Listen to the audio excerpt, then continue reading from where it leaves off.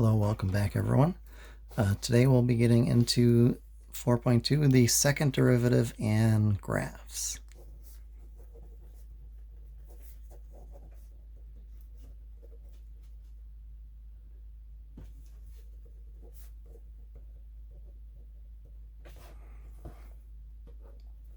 So first, we should go over some of the notation that's commonly used for a second derivative.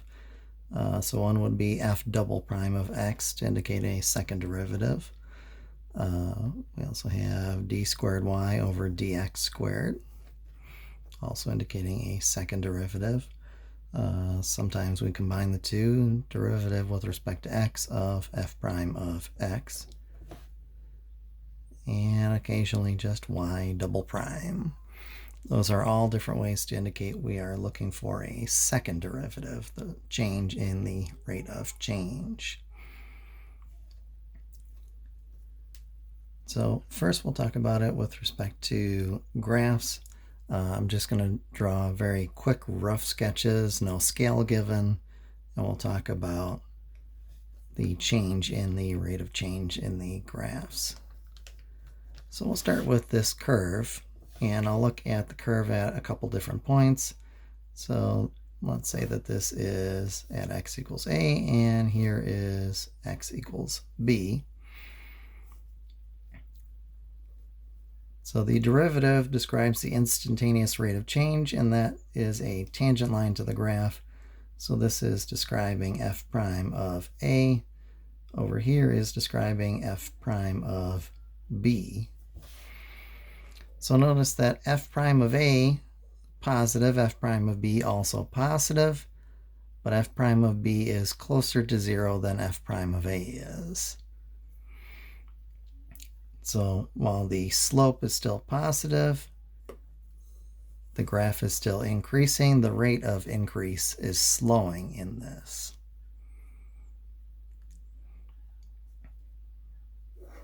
New sketch. So it's sort of a common exponential function. Again, we'll look at point A and at point B. So there's our tangent line describing f prime of a and our tangent line describing f prime of b. So this time f prime of a, f prime of b still positive like the other ones, only now our rate of change is accelerating.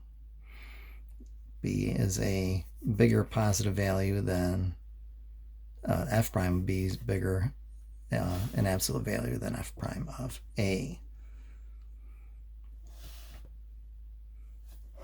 All right, so two more quick sketches. So this time a decreasing function. Again, we'll look at a couple arbitrary points, a and b. F prime of a, f prime of b, you can see are both negative values. F prime of b is a larger absolute value than f prime of a.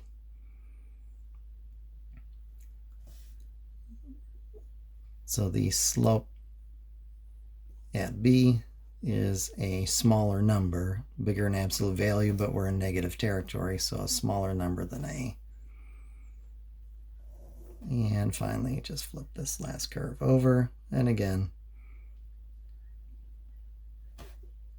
two negative slopes on our tangent lines.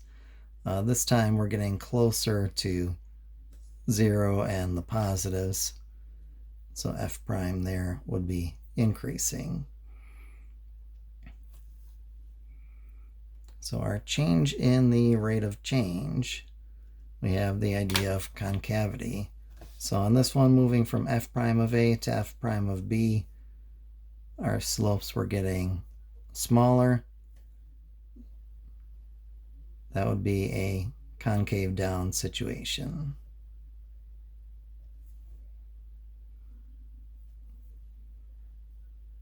Here, the tangent lines were getting steeper, concave up. F prime of a, f prime of b. F prime of a is bigger, so we went from a big number to a little We're decreasing, we are concave down.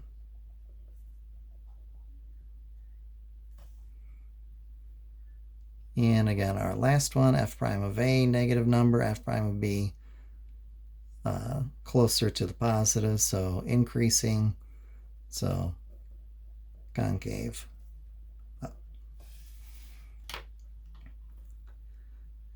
So notice the concave up ones both would fit in a cup shape. That's sort of the easiest way most calc students remember it. Concave up if it's shaped like a cup.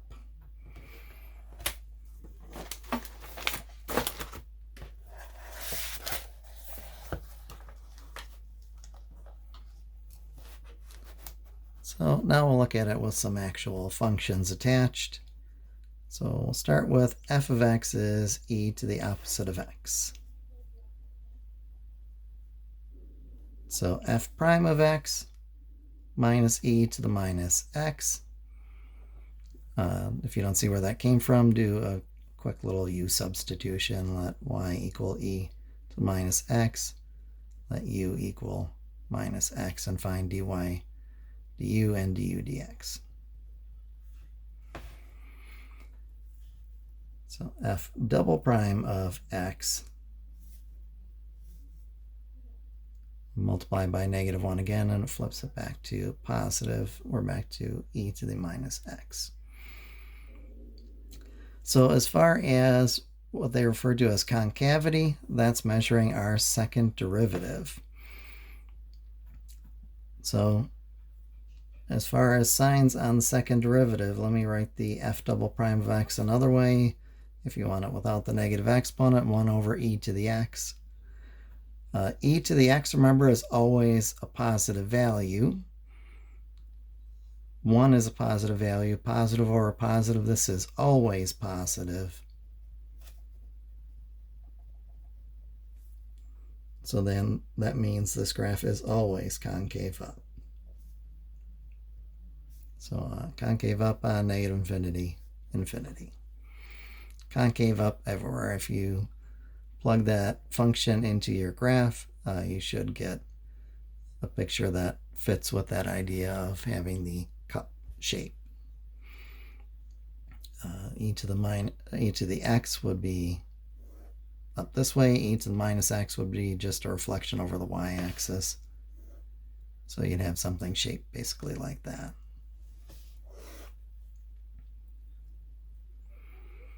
Okay, so next we'll look at g of x is natural log of x squared. Before I take the derivative, I handle the exponents. So g of x is also 2 natural log of x. Now we're ready to differentiate. So g prime of x, 2 times 1 over x, or simply 2 over x. We can also think of that as 2x to the negative first. So g double prime of x, we're just using the power rule then.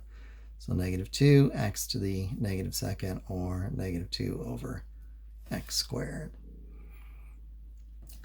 So we're looking for places where we are concave up or concave down. Think domain here. Natural log of x is defined only on 0, infinity. So if we take a look at our signs on this, x squared always going to return a positive. Negative over positive is always a negative. So since g double prime is always negative as long as x is non-zero, then this is concave down.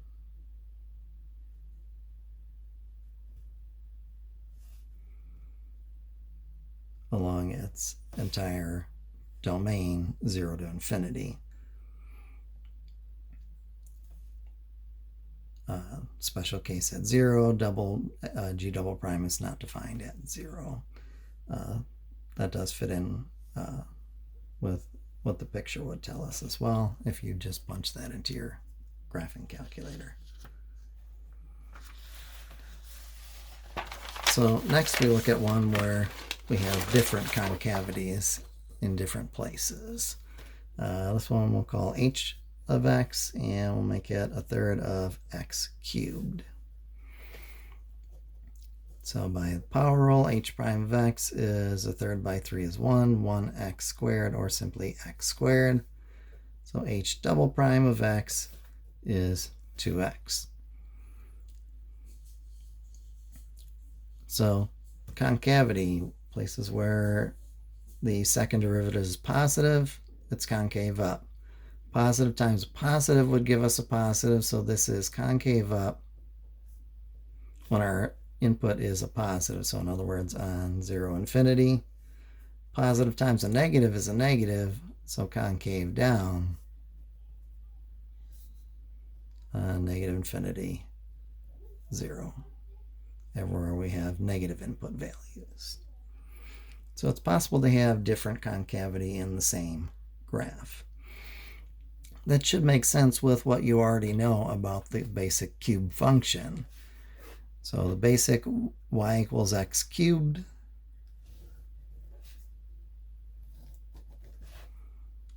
looks basically like that. The 1/3 would just vertically compress a little bit, well, specifically by a factor of 3, but we wouldn't do any shifting. So notice concave up on this part.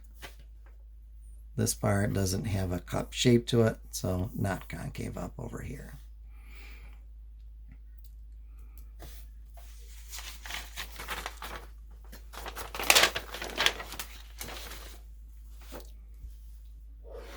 So notice I've only been talking so far about f double prime being either a positive or a negative.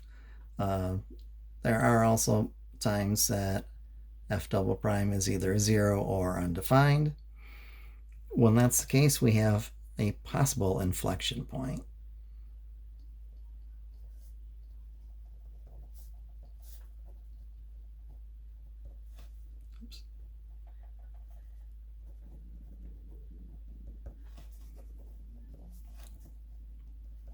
So if f double prime c is 0 or f double prime c does not exist, then x equals c is a possible, so not guaranteed, possible inflection point.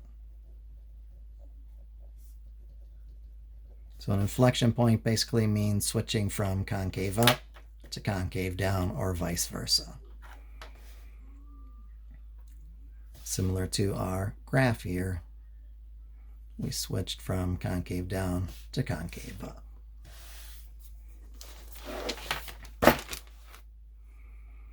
Now, to guarantee that, we would just have to check both sides. Now, we also went over the first derivative test for finding local extrema. There is also a way to find local extrema using what's called the second derivative test.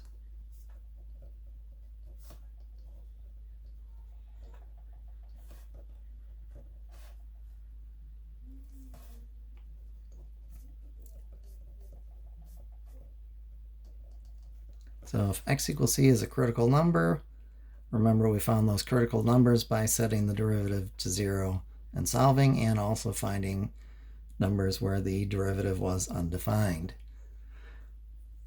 So if we have one of our critical numbers and f double prime of c is greater than 0, remember, positive, so this means it's concave up. So the scenario we've described so far, the first derivative is either flat or undefined, so a horizontal tangent line or a special case. And our second derivative is positive, so it's concave up. The only way I can draw something concave up through that is to draw this general cup shape. So that must mean that x equals c is a local, also called relative, minimum.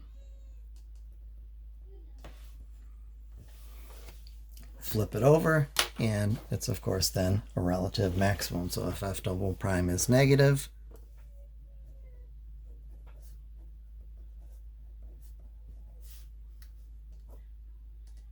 so horizontal tangent line, since it was a critical value, concave down,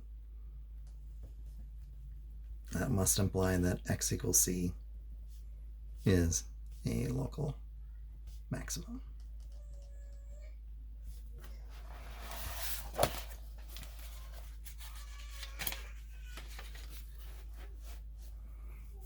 All right. Let's see. Okay. So next we'll do some work on analyzing a graph using what we've learned about the first and second derivatives. So for this one, f of x is going to be a quarter of x to the fourth minus a third of x cubed minus 3x squared minus 2. So to find my critical values, I need f prime.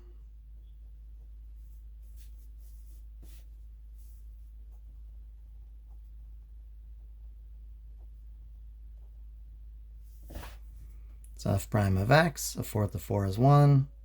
Drop the exponent by 1. So 1x cubed or just x cubed. Similarly, a third by 3 is 1. Drop the exponent by 1. Minus 6x. And derivative of a constant is 0. There's nowhere where this is undefined since we don't have any variables at the bottom of fractions or underneath radicals. So we just find places where the first derivative is 0, horizontal tangent line. So 0 is, I'll go ahead and factor as well, x by x squared minus x minus 6.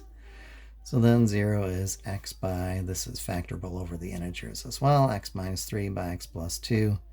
So we have critical numbers at x equals 0 from our first factor, x equals 3, and x equals negative 2. So 3 critical numbers. So those might be local maxes, local mins, or neither. We're going to determine which they are by the second derivative test.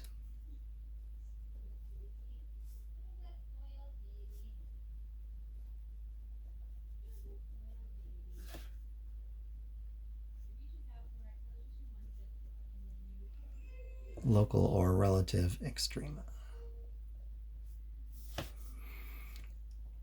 So to do that, as the name implies, I will need a second derivative. No huge surprise there. So we'll go back to our f prime line here.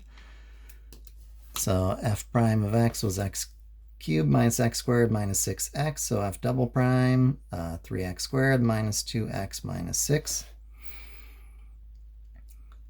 And then I find values for those critical points. So f double prime of, we'll start with 0, is a negative 6. All I care about is that it's a negative.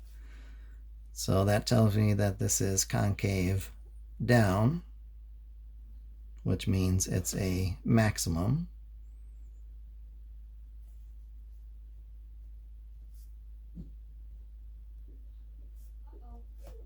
So local maximum at x equals 0. To find the actual ordered pair, we just go back to the original plug and chug. You can do that part on your own. F double prime of 3. We have, let's see, 27 minus 6 minus 6, which is a positive. So this is concave up, which means x equals 3 is a local minimum.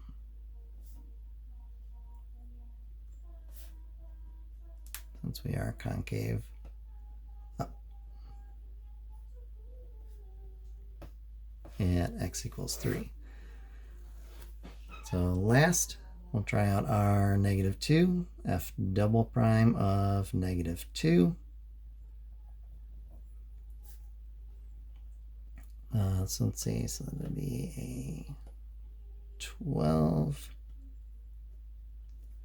plus 4 minus 6, which is a positive, so we are concave up.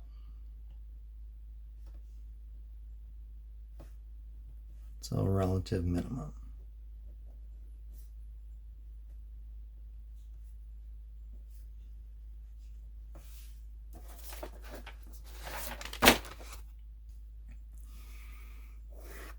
They may also ask us to find inflection points.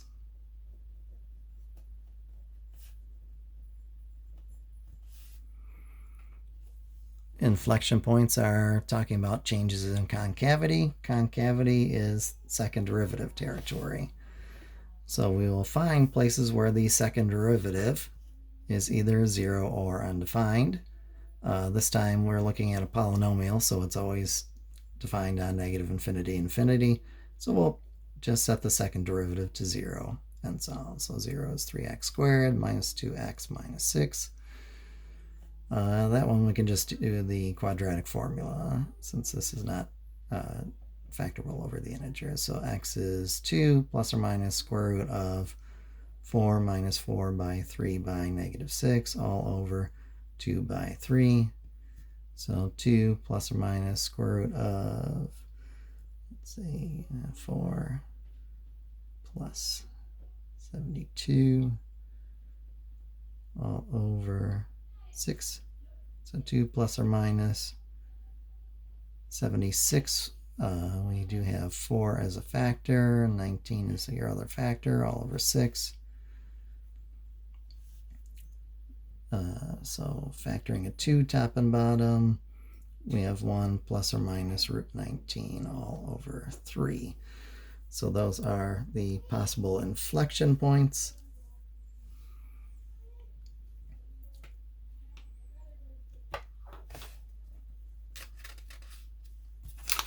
And let's see, what else did they want to ask us about on that one? Oh, simply making our sketch out of that.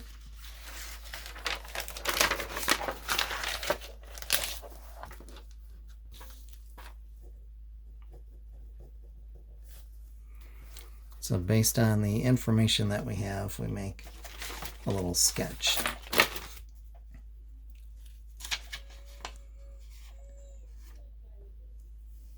So our inflection points, 1 plus root 19 all over 3.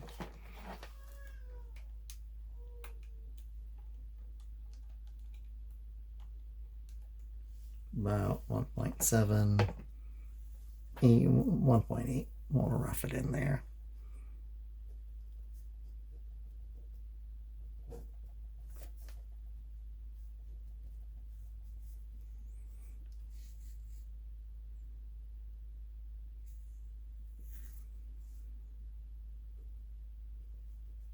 Minus root 19 all over 3.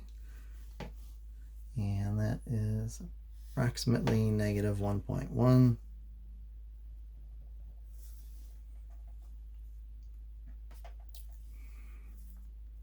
So we want to make sure that those are inflection points. So we just pick one guinea pig per interval. So negative about 1.1, positive about 1.8. So we'll try out x equals 0 in the middle, x equals 2, and x equals negative 2. So f double prime of negative 2.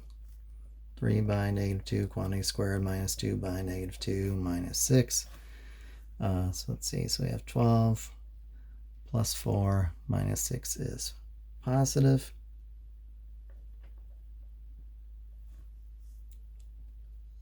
So if this is an inflection point, we're expecting f double prime of 0 to be negative, and sure enough, f double prime of 0, 3 by 0 squared minus 2 by 0 minus 6 is a negative 6. We just care that it flipped to negative, so that is indeed an inflection point, the 1 minus root 19 all over 3. Now we confirm that our 1 plus root 19 all over 3 is also an inflection point. F double prime of 2, 3 by 2 squared minus 2 by 2 minus 6. So we have 12 minus 4 is 8, minus 6 is positive 2. We just care about the positive. So it did change concavity at those 2 points. So those are indeed inflection points.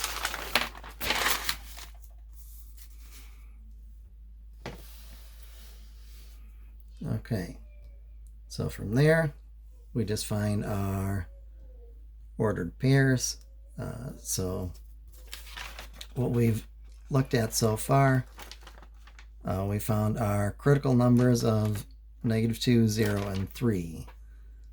So f of -2 ended up at -8 1/3, so that was just plugging into the original plug and chug. F of 0 landed us at -2, and f of 3 landed us, where did I have that? F of -3, -17 3/4.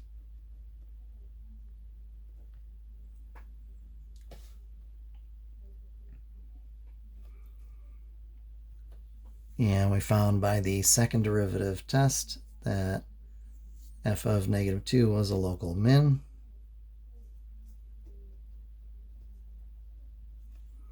That 0, -2 was a local max.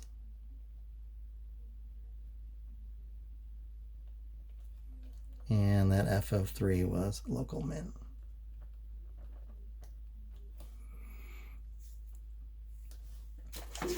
Our inflection points, about where we would expect them to be. So I'll just draw sort of a quick rough sketch of what we know there. So at -2, -8 1/3, we have a local min. At 0, -2, we have a local max. And 3, -17 3/4, we have a local min. And inflection points between the two pairs here and the two pairs here. So we know it's sort of a W-shaped graph. Okay, so that should give you enough information to play around with section 4.2 on second derivatives. So, and this was section 4.2, 9 to 16, all on that, 17 to 39, every other odd, and 53 to 73, every other odd. If you're in the old book, let's see, first two are the same. The last one, though, would be for you 49 to 69, every other odd. The other two are the same as above. Okay, if you have any questions, please feel free to get in touch with me. Stay safe out there, and see you again soon.